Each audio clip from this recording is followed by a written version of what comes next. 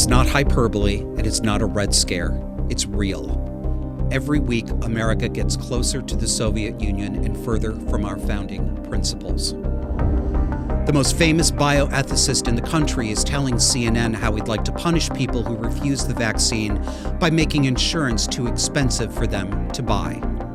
Next, a Florida jury refused to convict an accused murderer of killing a woman after he burglarized her house because he's a black man. And then, a New York state senator has introduced a bill to criminalize the speech of any citizen or company that creates a public harm with misinformation. We'll talk about all of that and more this week on Disaffected.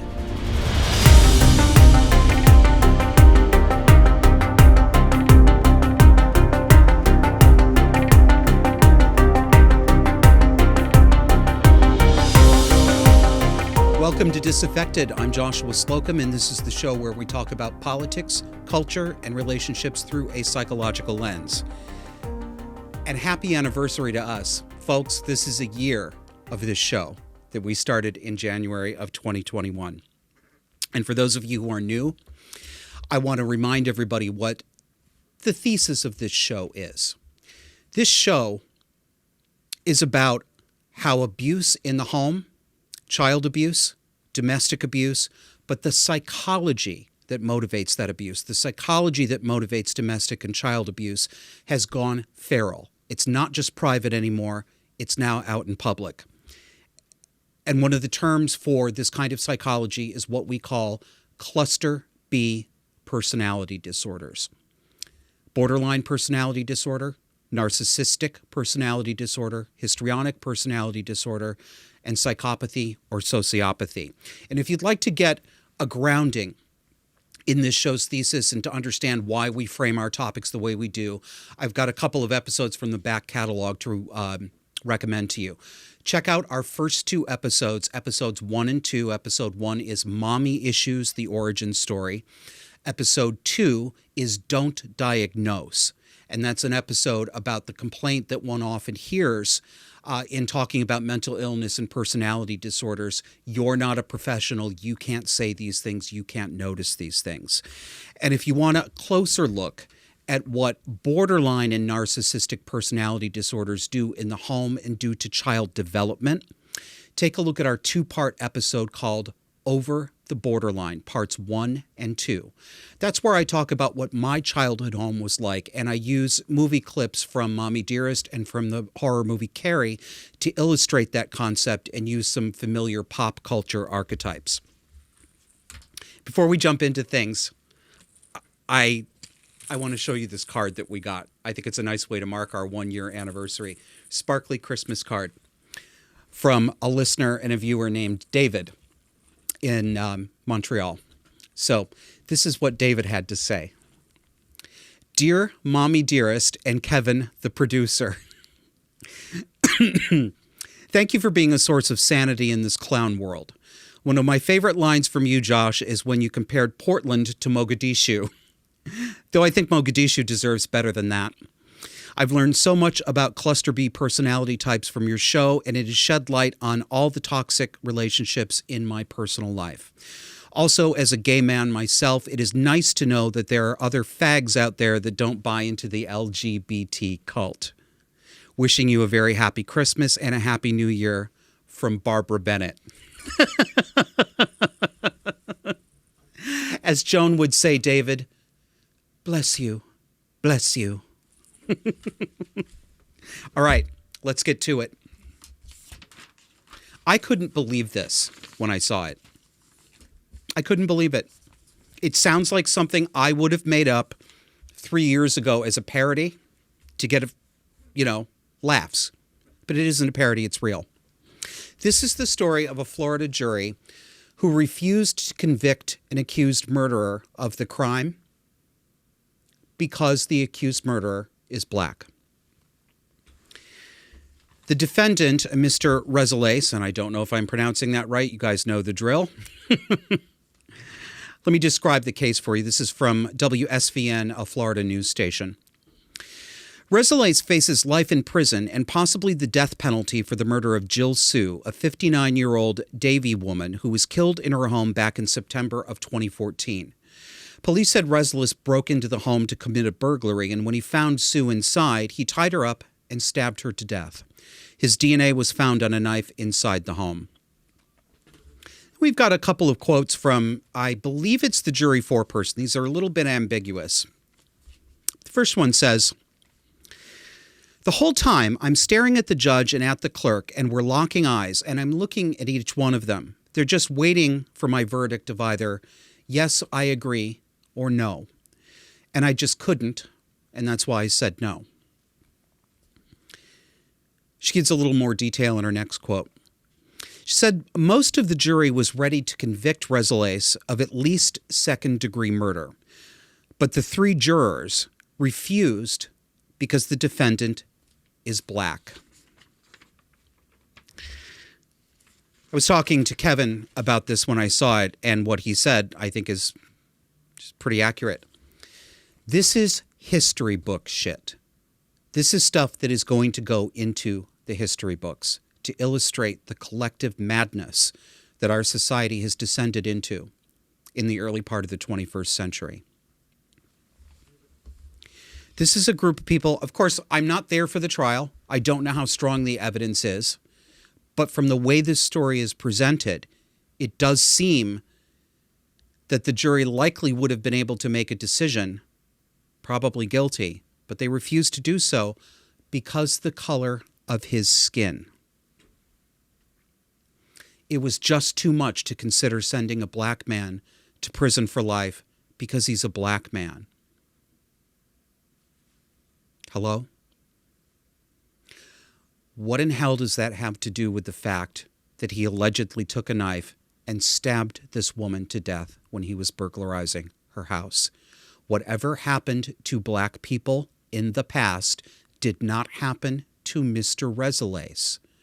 Any sin committed against his ancestors is not a get-out-of-jail-free card for homicide. Why am I sitting in front of this camera explaining this to people? Why am I reading this story? What in hell has gotten into us? If this happens in Florida, which is one of the few, I can't believe this. I mean, after thinking of Florida as nothing but a big swamp with trailer parks in it and mosquitoes and palmetto bugs. Sorry. It's one of the bright spots among the states right now in terms of freedom. People aren't masked up. They're not listening to the CDC. Ron DeSantis, the governor, is actually protecting Florida citizens from overreach by the federal government having to do with COVID. If this can happen in Florida, it can happen anywhere, and you should expect to see more of this. This is a concept that I would call jury nullification. I don't believe it's a technical legal term. I don't think that it shows up in statutes, but it's the idea that, and it's not just an idea, this is a fact. As a juror, you may refuse to convict. You have that right. There's no law that says you have to convict anybody. So jury nullification is when it can be used for good, it can be used for ill.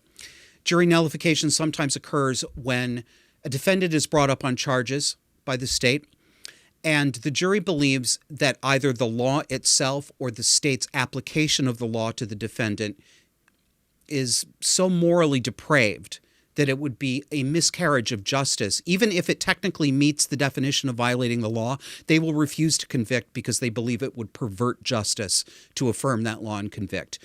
But we can see that there's a flip side to this. And juries can say, no, we're not going to convict, simply because we don't want to, because we don't want to send a black man to prison. This is what happens when we treat people as part of a sacred caste. This is the sacred caste problem. A mistrial happened, so that's at least good. He's going back to trial, and I think his trial started up a few days ago on January 3rd, but we never should have gotten here in the first place. And because it's 2021 and everything's about COVID, now we're going to talk about COVID some more. So, do you guys remember the very famous case? It was probably 10 or 15 years ago now, the Terri Schiavo case, a woman who was injured and declared almost brain dead, not brain dead, in a persistent vegetative state. And there was a great big court case over whether or not her husband had the right to pull the plug, which he said was his wife's wishes. And her family said, no, we actually think she's alive. That wasn't the first case. One of the big major ones I think happened in the 90s. It was the Karen Ann Quinlan case, very similar in New Jersey.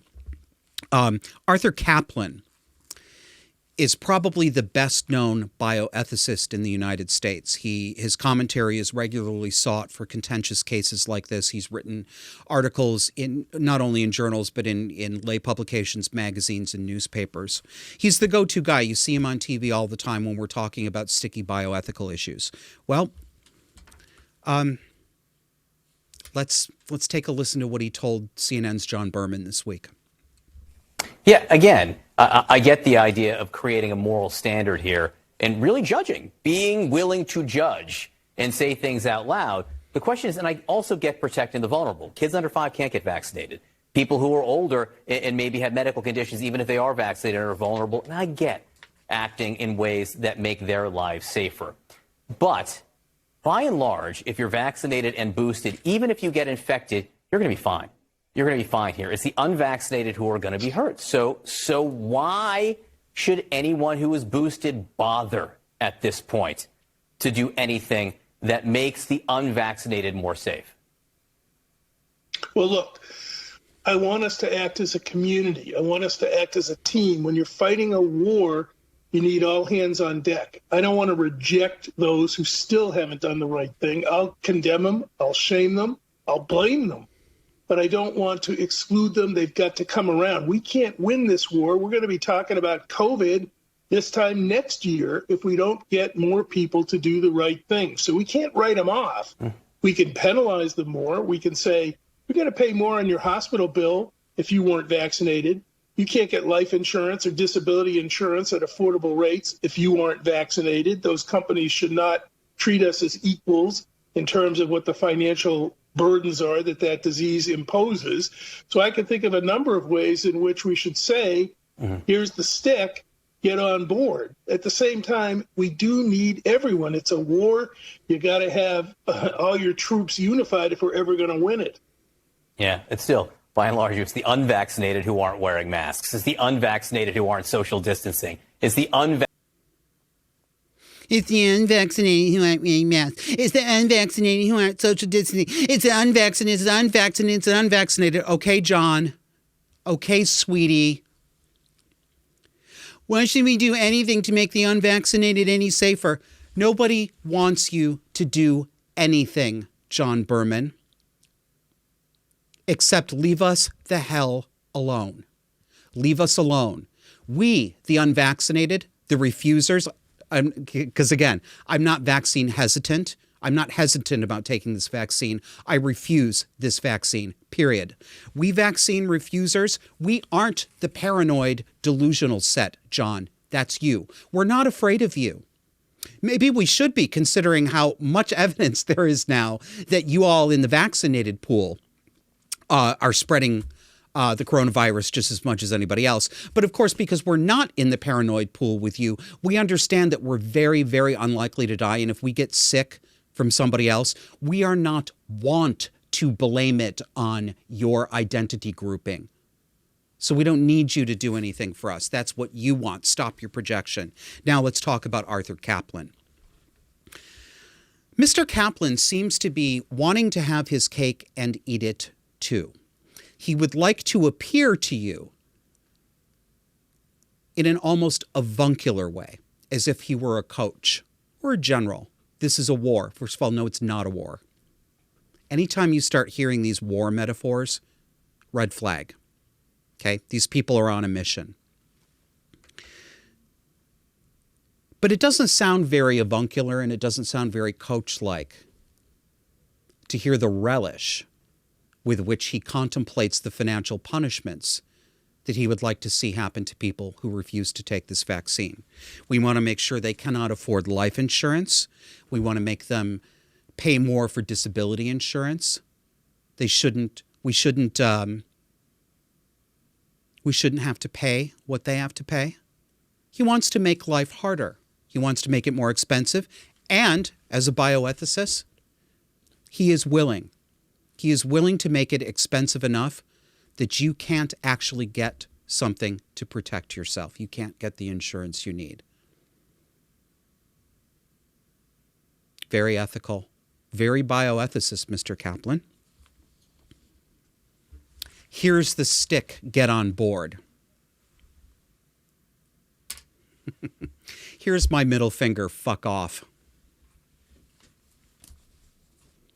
This is naked authoritarianism. Naked authoritarianism coming from a bioethicist. This is why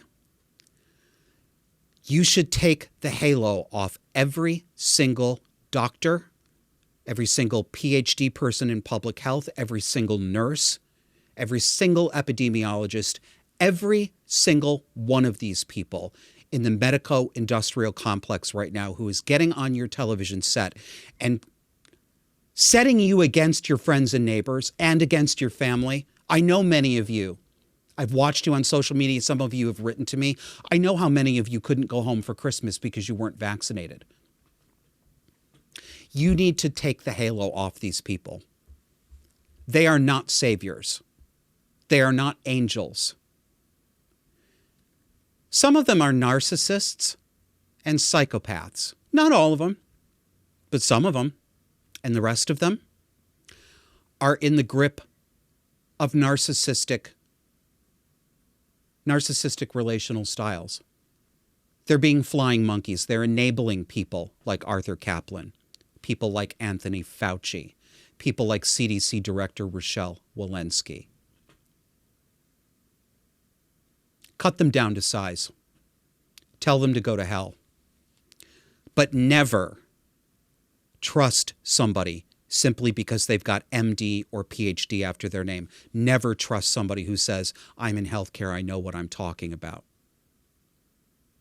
After what I've seen the past 2 years, I'm seriously considering what I would do if I had to go to the emergency room. And I think that barring something short of an emergency like a bleed out or a second heart attack, I think I would do a lot to avoid the emergency room. Because I don't trust doctors and nurses anymore after what I've seen. It's not just a bunch of loudmouths, a little minority fringe on social media. It's a whole bunch of them. I do think, even if it's not conscious, I know people. I understand something about human nature. I understand something about human psychology. And even if they think they wouldn't do this, I know that if I were in the emergency room, some of them would in fact be mentally triaging me to the back of the line, regardless of whether my wound needed more critical care quicker, because I refused. I've been bad. I disobeyed. I'm not good. I didn't do my part. I don't trust them. I don't think you should trust them either. And speaking of people who need their halos taken off and thrown on the floor and shattered, we've got another teacher. We talked a lot about teachers on this show. Teachers who are, well, they look like teenagers. They sound like teenagers, but they sound like predatory teenagers talking about their gender and their sexuality with their kindergartners or their preschoolers or their second graders. Well, nobody goes into teaching except to be helpful, right? It's like nursing and doctoring. Only good people go there. No. Some people go into the caring professions because they know that the caring profession provides them a social and professional camouflage behind which they can abuse people. So we have this story about a public school teacher, 54-year-old Laura Russo, who was recently arrested for what? Sticking a vaccine syringe in the arm of her 17-year-old student after school who happened to be at her house. And you're seeing in this video this 17-year-old student and Miss Russo jabbing his arm. I have questions. First of all, who took the video? Second, why was a 17-year-old boy at teacher Laura Russo's house? Not necessarily nefarious. I can remember times in high school when the drama class sometimes went over to the drama teacher's house and rehearsed over there. Okay. But one-on-one stuff like that, I have questions. Apparently, Laura Russo gave this young man, but behind his parents' back, by the way, his mother is furious right now, and I don't blame her. The hell is wrong with these people? Not only that, she gave him a Johnson & Johnson vaccine, which is not approved for young people in his age group. And frankly, I don't even know what to say anymore. I don't even trust the ones that are approved because they haven't gone through the clinical trials. These decisions have been made politically. There is no reason for teenagers and children, in most cases, to be vaccinated. They have simply decided to approve certain vaccines because they need that for their narrative, and they do not care what the consequences are to these children. You have never seen this before. This is not normal. If any of you think this is normal, this is not how vaccines got approved for your children, any of the other ones that you are familiar with. This is abnormal.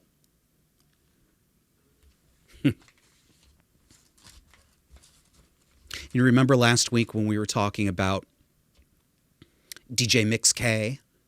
The really rounded, squishy, cute little teacher who had a new name and had to tell everybody about her gender.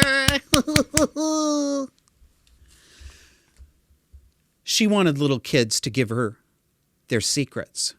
She wanted to make sure that they knew that she was always open to them, even if they couldn't tell their parents, even if they couldn't tell anybody. DJ Mix K would never tell. Come closer and whisper in my ear.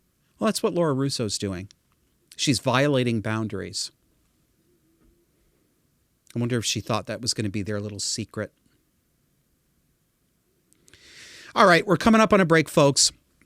When we come back, join us again because you're going to learn why radical feminists think gay men are absolutely the worst misogynists of all, and you will also learn why I'm an incel. See you on the other side.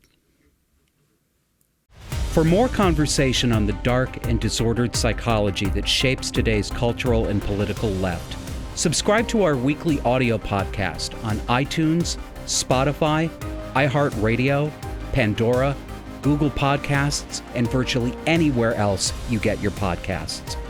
Let's learn to recognize these dynamics and call them what they are. Subscribe to Disaffected to learn how to break the spell. We now have a bonus for our supporters. You can help the Disaffected podcast grow and receive invitations for our off-air Zoom hangouts by becoming a supporting member on Patreon or Subscribestar. Patreon users, go to patreon.com/disaffected. Subscribestar users, you can find us at subscribestar.com/disaffected. Check out our webpage at disaffected.fm for the complete list of ways you can help support us, and thank you. Welcome back. As I said before, it is our 1-year anniversary, and I want to thank everybody who's been a loyal viewer since the beginning and since the early part, and especially those of you who have signed up to financially support this show. Some of you have been doing it for almost the entire year, and you're making it happen, and I thank you. And I'd like to ask those of you who are newer to the show to help us out. All of this costs money, and the help is really, really appreciated. And if you donate to the show, we do monthly Zoom hangouts for donors only. They're private, they're off camera, they're not recorded. We can talk about anything you want. Last time we actually watched Mommy Dearest together, so sometimes we have some fun too. So there's 2 ways to do it. You can go to patreon.com/disaffected or subscribestar.com/disaffected. Thank you. Going to revisit the topic of female narcissism that we got into last week. If you recall, we talked about an article that was published in The Atlantic by an author named Honor Jones. The article was titled, "How I Demolished My Life a home improvement essay. And the conceit of this quite long article was how Miss Jones, who has several kids and a husband, now an ex-husband, felt too hemmed in by her suburban life, her very cushy life, where she was trying to decide between different styles of cabinet countertops and different British patterns for her Pennsylvania farmhouse.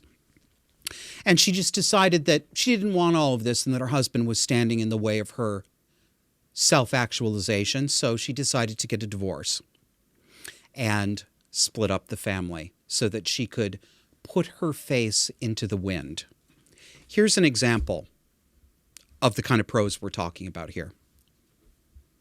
I wanted to be thinking about art and sex and politics and the patriarchy. How much of my life, I mean the architecture of my life, but also its essence, my soul, my mind, had I built around my husband? Who could I be if I wasn't his wife? Maybe I would microdose. Maybe I would have sex with women. Maybe I would write a book, but not about real estate. Okay, before I get into the substance, I'm going to criticize the style. You meant, who could I be if I weren't his wife? You're a writer, Honor. The subjunctive, familiarize yourself with it. So what bothered me about this, or why I picked it, is because it's an example of the kinds of things that in our era, women can get away with saying, things that are, in my view, bordering on antisocial, certainly anti-family commitment, certainly anti-loyalty, concerned with the self and the glorification of the self, but not concerned with the moral duty and responsibility to the children that you bring into the world. And people reacted to the show last week, and a couple of people said, rightly, actually, that if you go back to the late 60s, well, it's the 60s, it may have started with, probably didn't start with, but Playboy, and the 60s and 70s literary scene was chock-a-block with narcissistic male masturbatory writing, some of it quite literally masturbatory, that sounded very much like the male version of the kind of stuff that was in Honor Jones's essay. But you don't see that anymore, and I'm glad. I mean, it's just as obnoxious coming from the male sex as it is from the female sex. But what's interesting to me is the very things that reasonably upset a number of women readers when men do these things don't seem to upset them at all when women do them. And I think it's a function of the pendulum swing approach to cultural change that always seems to happen in this. Maybe it's always happened throughout time. I don't know. I wasn't there. But, you know, we go from the world of Mad Men and just unashamed, unapologized for sexism, mistreatment of women, women not being able to get bank loans or credit cards without their husband's signature, et cetera, et cetera. We go from that world, which we do not want, all the way to the other side.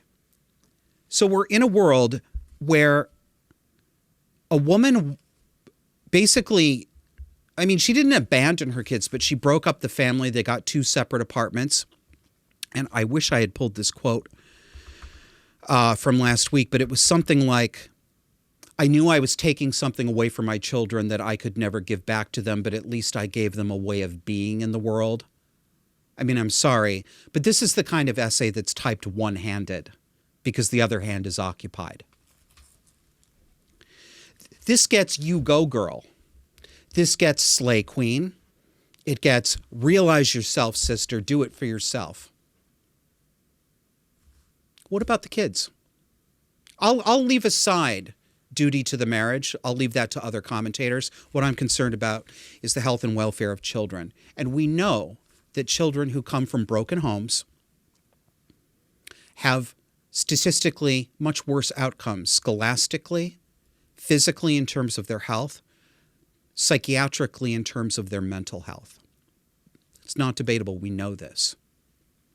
And as I said last week, it bothered me because I see this attitude a lot in public conversation. This attitude that anything women do is justified because it's only ever a reaction to a man holding her down or oppressing her in some way. It's gotten to the point where it's ridiculous. There's no excuse that some women will not give for the misbehavior of other women.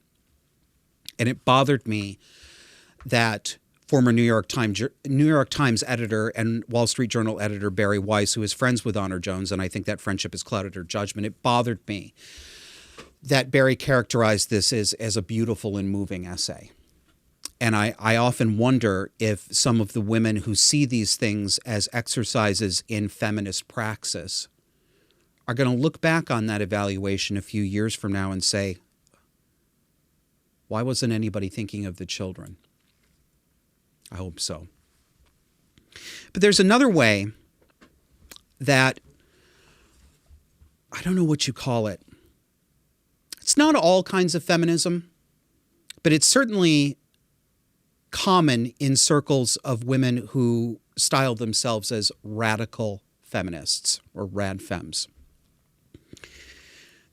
I harp on this because this used to be the social set that I hung out with. Until 5 years ago, most of my life, I was a left-leaning liberal Democrat for the welfare state, for special supports for single mothers, for universal health care, for gun control, which is, as I've changed my mind now, is, yes, actually taking your guns away. Not for it anymore. I was raised by a woman with borderline and narcissistic personality disorders who was promiscuous, self-sabotaging, lazy, self-indulgent, self-regarding, wicked, and had an excuse for everything that went wrong in her life. I don't remember if I've told this story before, but I'm going to tell it again, even if I have told it before, because I think it illustrates why some of us come to the political places that we do.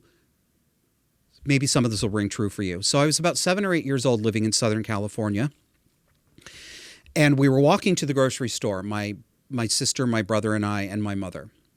And this was after my mother had thrown my stepfather out of the house, the father of my brother and sister, who was a violent man and who tried to kill her one night. We were walking to the store because we didn't have a car, and as we approached the Gemco on Placentia Avenue in Fullerton, there was a young man with a clipboard, a college-aged man with a clipboard and a petition table, and he walked up to my mother and he said, "Ma'am, would you like to sign this petition to help end welfare fraud?" And my mother had some style, and this is what she did. She looked at him and she said, "Young man," and then she pointed at her children, the three of us. She said, "Do you see any welfare fraud here?" Put her nose in the air and walked into the store. Well, that was my introduction to leftist, democratic, and kind of socialist politics.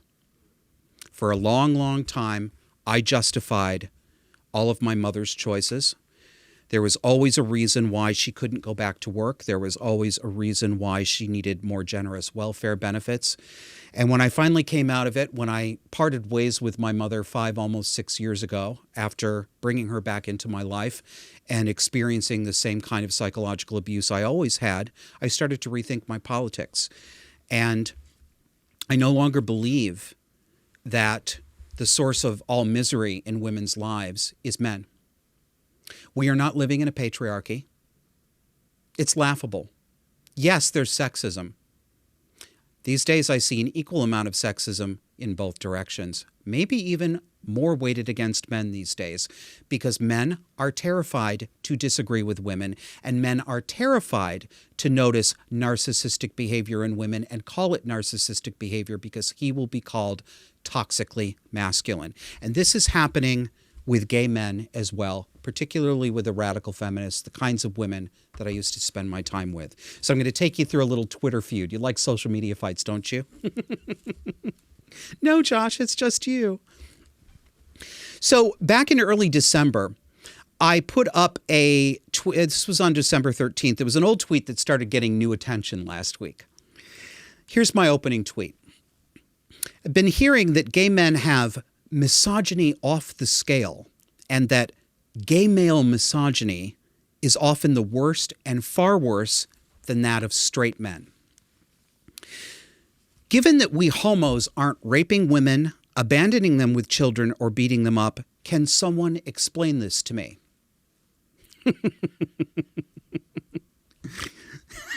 Sorry, I snorted, and we're only into the first tweet.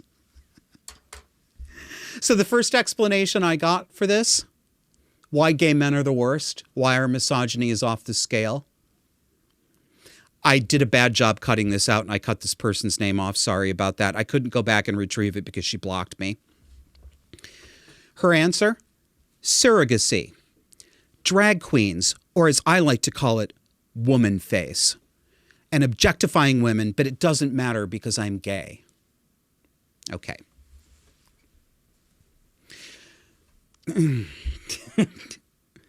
First of all, this is an example of how all of us on social media are just avatars. We're blank screens on which people project their fantasies of who we are. And I know I'm guilty of that too, because this woman doesn't know me, obviously. I agree. I think commercial surrogacy is awful. I don't really think it should be legal. I think it's exploitation. Frankly, it's exploitation of the child. It's buying a baby. I am less sympathetic to the idea that it's exploitation of the woman than I used to be a couple of years ago, because these women are choosing to do this. It's sort of like the idea that, well, women are forced into prostitution every day in the United States. There are some women who are forced and who are trafficked, absolutely, but most of them, nobody is forced in this country to be a prostitute to pay their bills. Okay? There are other jobs. They may not be glamorous, they may not pay much, but aside from those who are actually trafficked, nobody is forced into prostitution, and nobody is forced into surrogacy either. And drag queens, well, I might have to dedicate an entire episode to talking about drag and the politics and the aesthetics of drag. It's too much for this one.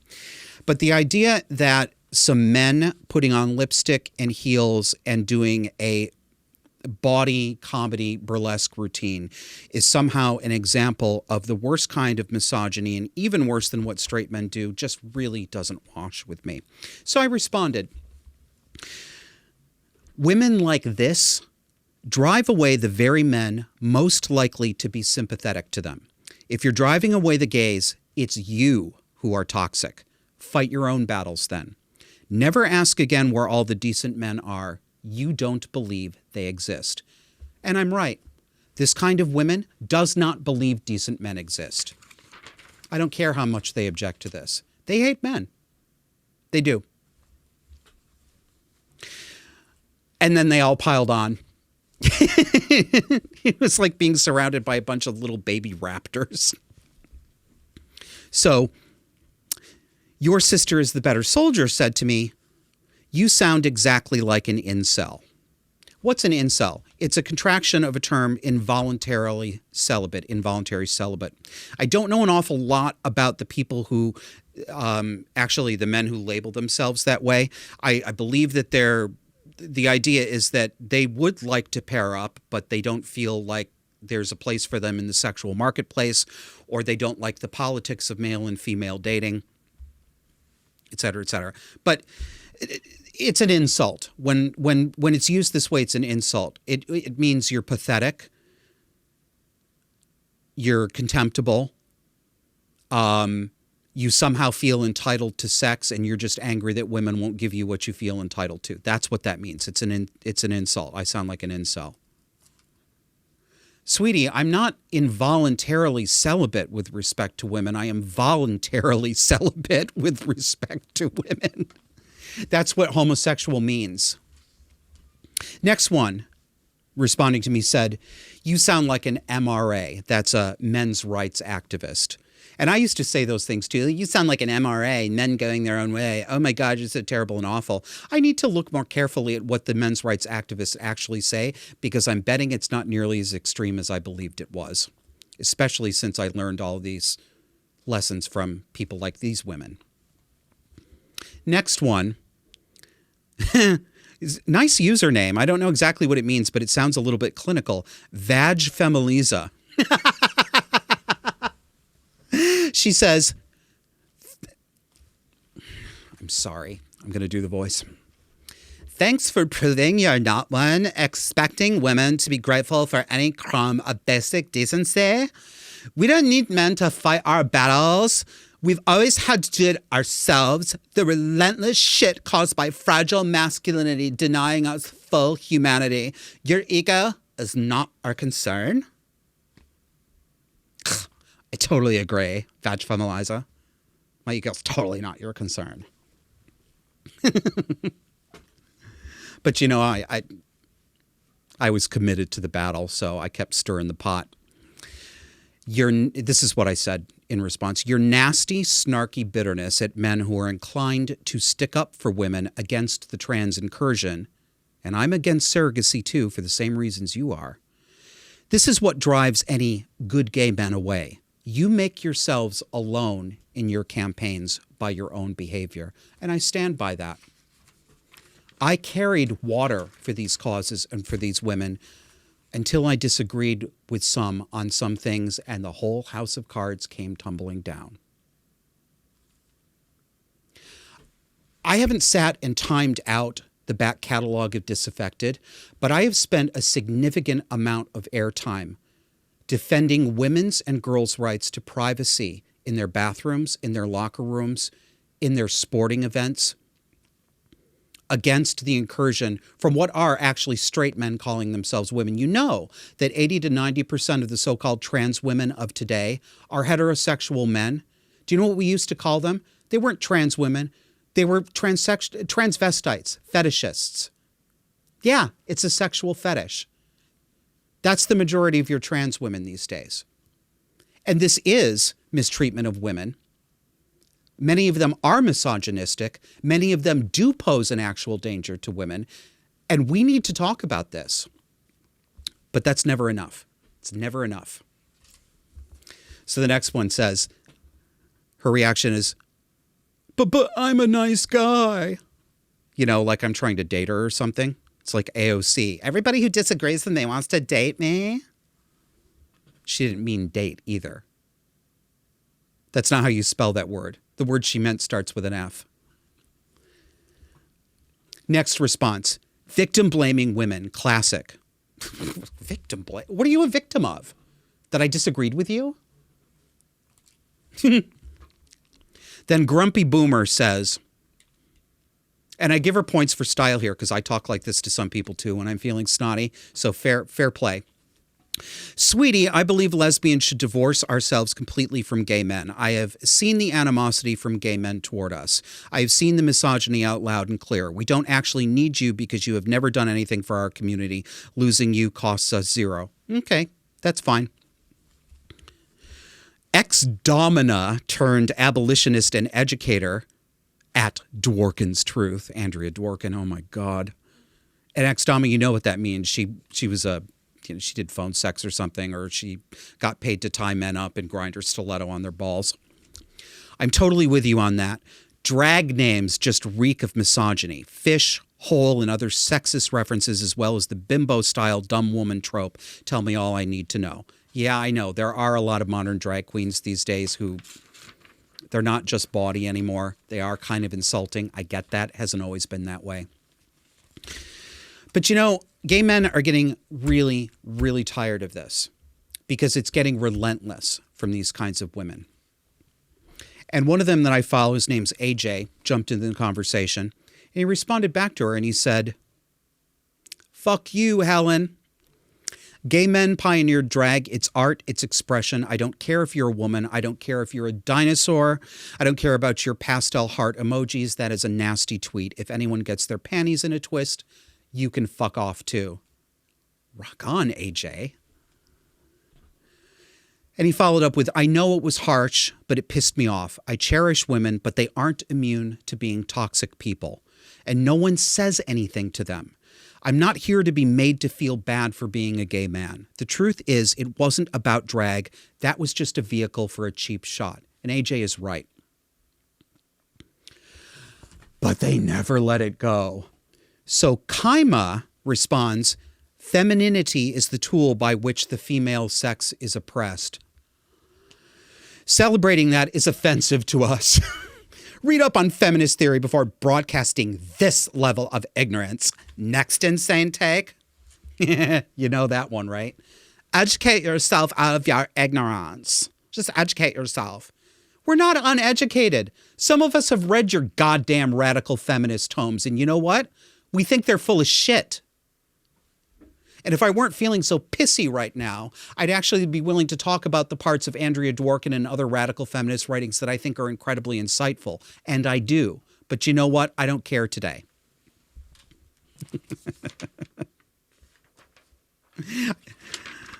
Oh, there's only two more. Okay.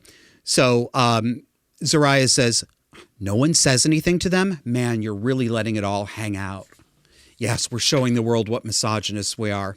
And finally, we get the last one from a Jennifer Gingrich, who says, men portraying women as grotesque, hypersexualized, bitchy bimbo stereotypes does not celebrate femininity.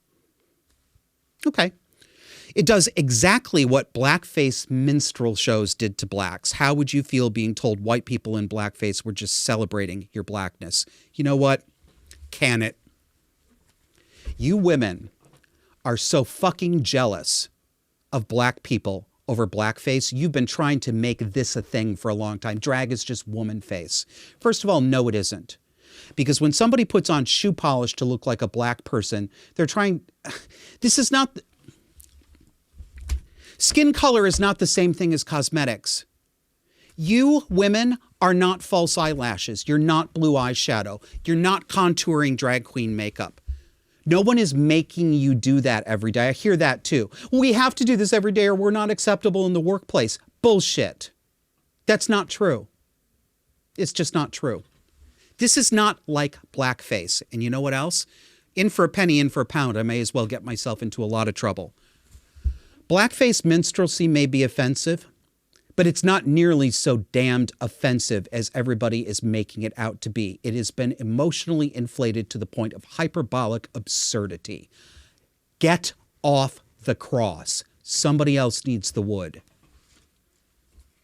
And before we go to the break, I didn't have time to put in any video for you on this because I learned about this story just before I started recording, but I wanted to give you another example really quickly. There's a story out of Texas right now of a mother, a 41-year-old mother and a teacher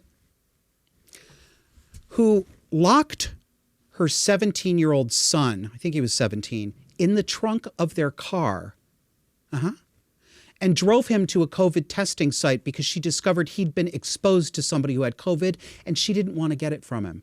So she put him in the trunk of the car and drove to a COVID testing site. And one of the other people there saw this and called the police. And thankfully, oh my God, I just don't even know what to say. Thankfully, many people saw how outrageous this was, but I was surprised. It was a minority, but I was surprised at how many people defended this on social media. I got outraged mothers saying, she didn't try to suffocate him. He wasn't going to suffocate. This isn't abuse. Oh my God. I blame the media. I blame Fauci. Everybody's been driving parents crazy until they're driven to this. Are you kidding me? If there was a story out there that a father had locked his daughter in the trunk of a car, they'd not only be screaming child abuse, which it is, but they'd be screaming misogynistic child abuse. But when mommy does it, somebody made her. Somebody drove her to it.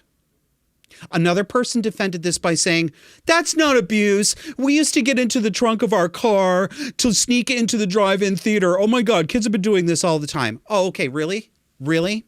Well, why don't you try this one? If I were going to justify it the way you tried to justify this, I would say, like when I masturbate, I touch my own genitals. So like, it's not abuse if your mother and father does, you're doing it yourself anyway. Don't be stupid. But it's another example. Women get away with stuff today that men don't get away with. Okay, so we are coming up on the break. After this break, we're going to look at one of the most frightening bills I have seen in a state legislature in a long time. And I've read a lot of legislation over the decades. There's a bill in New York that would make dissent and disagreement prosecutable as creating a public nuisance and a public harm. Come back on the other side.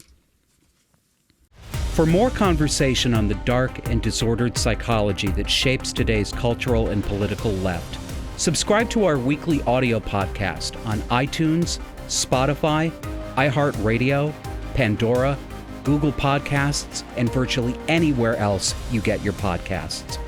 Let's learn to recognize these dynamics and call them what they are. Subscribe to Disaffected to learn how to break the spell. We now have a bonus for our supporters. You can help the Disaffected podcast grow and receive invitations for our off-air Zoom hangouts by becoming a supporting member on Patreon or Subscribestar. Patreon users, go to patreon.com/disaffected. Subscribestar users, you can find us at subscribestar.com/disaffected. Check out our webpage at disaffected.fm for the complete list of ways you can help support us, and thank you. Welcome back. Are you subscribed to us on audio? Because if not, you should be. You will get not only the audio version of this podcast that you watch, but you can take us along in the car. You can mop the floor with us. You can listen to us in bed. We are on every major podcast audio platform: iHeartRadio, Pandora, Spotify, Google Podcasts. Anywhere you get your podcast, you can find us. We have a couple of audio-only episodes so far, and we're going to be doing more of those. So definitely, please do subscribe on audio as well, because as we put those out, that's going to be content that you won't get here on video. You're not going to see it on YouTube, and you're not going to see it on audio. So thanks very much. Let's bring this show home by talking about Senate Bill 7568 from the great state of New York. This was introduced, it's still in committee right now, and I hope it stays there. This was introduced by Senator Brad Hoylman, who is a Democrat from Manhattan and also the chair of the Judiciary Committee. I know this word is overused, but I can't think of a better descriptor for it than Orwellian. The bill claims to stop what it calls harmful misinformation, but naturally, it's so vague and that it's written in a way that it can be applied to anybody or any situation the state wishes it to apply to. And that's no surprise, is it? Because people who propose bills like this are authoritarians. They're people who want to control you. So let me tell you how the bill describes itself. This is one thing I've complained about Albany before. The lawmakers in Albany are a level of arrogance that I have never seen in another state. And there's a lot of arrogance in lawmakers. Albany takes the cake. But one thing I do like about the New York State Legislature is their rules for bills. Your bill has to have a rationale portion. You have to actually explain it in narrative terms at the beginning, and that's very helpful. So, from the justification preamble to the bill. In October 2021, Frances Haugen, a former Facebook employee, provided shocking testimony to United States senators alleging that the company knew of research proving that its product was harmful to teenagers but purposely hid that research from the public. She also provided testimony that the company was willing to use hateful content to retain users on the social media site.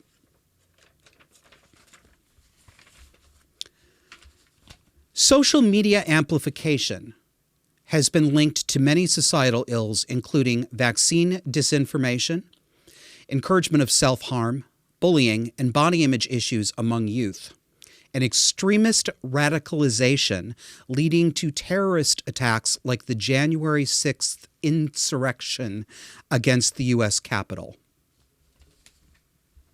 Terrorist attacks like the January 6th insurrection at the Capitol. Then why has nobody who's been sitting in jail for a year been charged with insurrection? Senator. Terrorist attack? Somebody got murdered at the Capitol. Her name was Ashley Babbitt, and one of the Capitol police officers killed her. Who's the terrorist? Trespassers? Sure. Vandals? Yes. Maybe even rioters, some of them. Sure. Insurrection, terrorist attack. Notice how the kitchen sink and all of its contents are thrown into this bill. There's a reason for that. They're softening you up. Body images among youth, bullying, self-harm. Feel bad for the kids. We're trying to protect the kids, and you wouldn't want to go against a bill that protects children, would you? That's the tactic.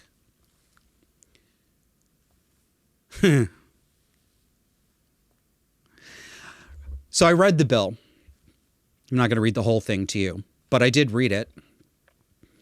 And in my view, this bill would bar individuals, that is regular people like you, and companies like Facebook or anyone else, from knowingly or recklessly promoting misinformation that, quote, endangers the safety or health of the public. Well, that's not broad, is it? This is so vague, it can be applied to anything they don't like. They can decide that you were reckless. A reasonable person should have known that this was really, really, really bad misinformation. Misinformation? How do you distinguish misinformation from opinion? How do you distinguish misinformation from disagreement on what a statistical analysis means? You don't. And he knows that. That's why he wrote this. Deliberate. Let me read to you from the bill. Prohibited activities. No person, by conduct either unlawful in itself or unreasonable under all the circumstances, shall knowingly or recklessly create, maintain, or contribute to a condition in New York State that endangers the safety or health of the public through the promotion of content, including through the use of algorithms or other automated systems that prioritize content by a method other than solely by time and date such content was created. The person knows or reasonably should know or advocates for the use of force, is directed to inciting or producing imminent lawless action. I'm going to stop there. I'll pick this quote back up and I'm going to insert myself there. This is very clearly aimed at Donald Trump and the accusation that he promoted a violent terrorist attack on the Capitol, even though the man literally stood there on January 6th and said, "Go home if you're going to riot." I don't remember his exact quote. I know he said, "Go and show him hell, raise hell," something like that. That is not an incitement to violence. Yes, when I strongly disliked Donald Trump myself, I would have made that sort of interpretation, but I think it's too legally tenuous. I'm sorry. So you can't do things that advocate for the use of force or are directed to inciting or producing imminent lawless action and is likely to incite or produce such action, or advocates for self-harm, is directed to inciting or producing imminent self-harm and is likely to incite or produce such actions, or includes a false statement of fact or fraudulent medical theory. What is a fraudulent medical theory? Who decides that? I know, Senator Hoylman, you do, and the great Empire State decides that, right? bullshit. This is, I don't know how it's going to come out in the courts, but this is flagrantly unconstitutional, at least in its intent. And I'm sorry, I will put my last dime on the bet that if this goes into law, it will be used in a blatantly and uncontroversially unconstitutional way, fraudulent medical theory. They want you to believe, and you know what? Almost everybody on the left is going to believe this. Oh, they're just saying quackery. They're just saying things like, you can't tell people to inject bleach because that'll kill them. That's not going to stop with that shit, okay? That's not what it's about. It's about silencing people from questioning the efficacy of the vaccine. It's about silencing people who encourage people. What is advocating for self-harm is saying don't take the vaccine because I worry that the risk profile for injury is greater than your risk for COVID. This bill will be used, if it becomes law, to make that incitement to imminent self-harm. Absolutely will.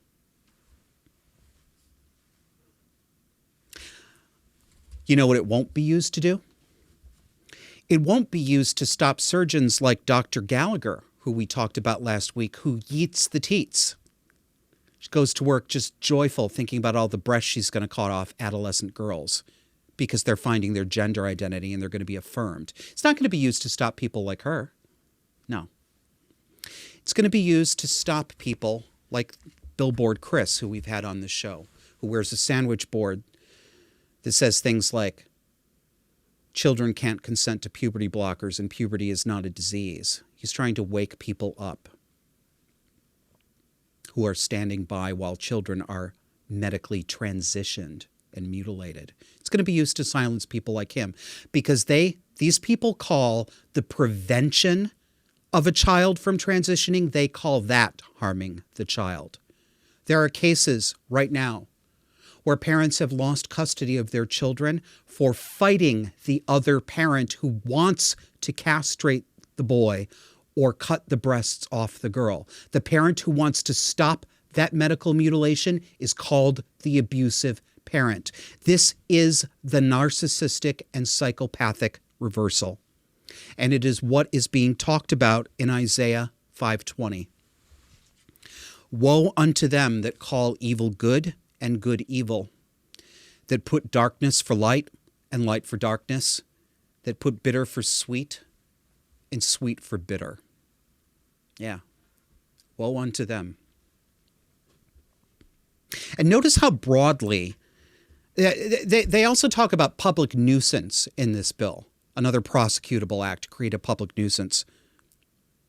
Look how broadly they define it. Notice that I'll read it to you. Quote, the existence of a public nuisance as provided in this section shall not depend on whether the person acted for the purpose of causing harm to the public. So that means you can be prosecuted for creating a public nuisance even if you didn't intend to, even if you were just trying to talk. And who does this apply to? Here's the part. Don't be fooled by people who tell you this is just going to rein in those bad social media companies. Believe me, I think social media companies have a lot to answer for. This is not the route to do it. It's not restricted to them. This bill talks about companies and persons. I'll show you. Look at your screen. It creates a private right of action. Private right of action, any person, firm, corporation, or association that has been damaged as a result of a person's acts or omissions in violation of this article shall be entitled to bring an action for recovery of damages to enforce this article in the Supreme Court or federal district court. Person means you. It means your neighbor. It means your boss. It means somebody in town who doesn't like you and thinks that if you wear a sign that says, don't take the vaccine, it's not safe, that you have created a public nuisance and you have harmed your neighbor, and your neighbor can launch a lawsuit against you. This isn't just the state. That's what private right of action means. This is the same legal tool that has justifiably upset people about the new Texas abortion law that bans abortions after 6 weeks. That law says any person can bring suit against someone who helped someone procure an abortion. Any dude off the street, any woman off the street. They're setting us against each other.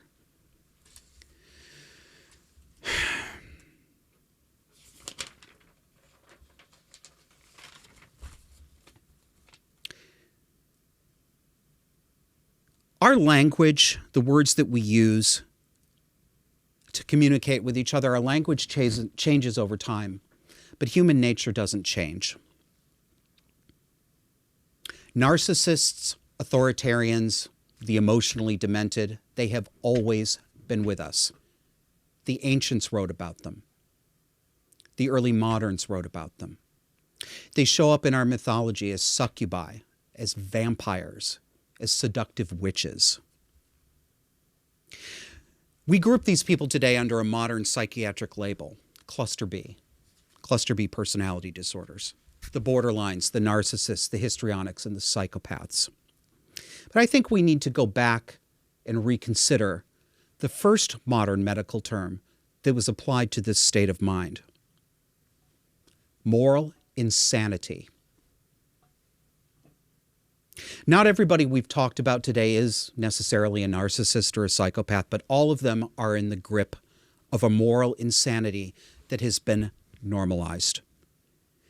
It is morally insane to let somebody off for murder because of the color of his skin. It's morally insane to suggest pricing citizens out of the insurance market because they don't want to take a vaccine that you want them to take. It's morally insane to invite your 17-year-old high school student over to your house as a teacher and stick the Johnson & Johnson vaccine into his arm behind his parents' back. None of this is normal. None of this is moral. When you see moral insanity, call it moral insanity. Don't call it misguided. Don't say they meant well. They're not misguided, and they don't mean well. They want you compliant, or they want you dead. What are you going to do? It's your move.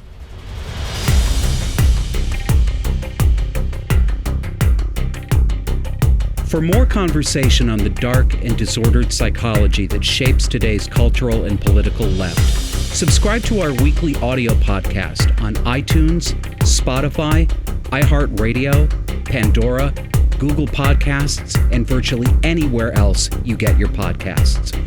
Let's learn to recognize these dynamics and call them what they are. Subscribe to Disaffected to learn how to break the spell.